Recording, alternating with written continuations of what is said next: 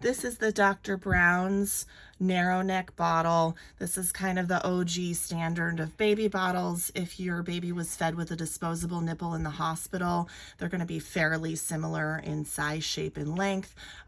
They do have lots of flow rates, preemie, transitional, level 1, 2, 3, so that baby can find a comfortable flow. This does promote a wide, deep latch, but this nipple is long. So if your baby is really gaggy, or if they can't really cup their tongue well because of a tongue tie or some kind of oral motor issue, they're not going to be able to grab onto the system well, or it could cause them to gag.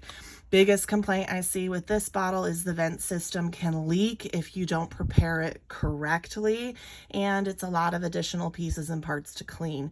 So it's a great bottle system if you're okay with cleaning extra parts and your baby doesn't have a sensitive gag, but there are better bottles out there that promote a wide, deep latch without all the extra pieces. This is the Dr. Brown's wide neck bottle. It comes in glass and plastic options. This system, you have to have the vent in it. Otherwise, you'll create a vacuum in that bottle when baby's sucking and it will collapse the nipple. So the options plus you do have to keep in for a couple months. When you go faster flows, that can come out.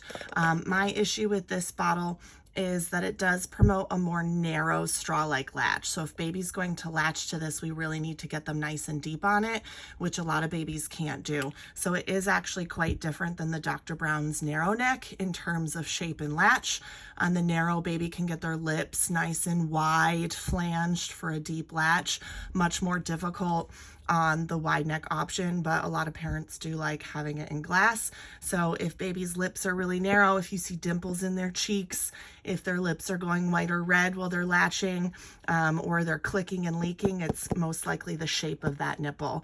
So not the top on my list of bottles to recommend, but can work okay for some babies.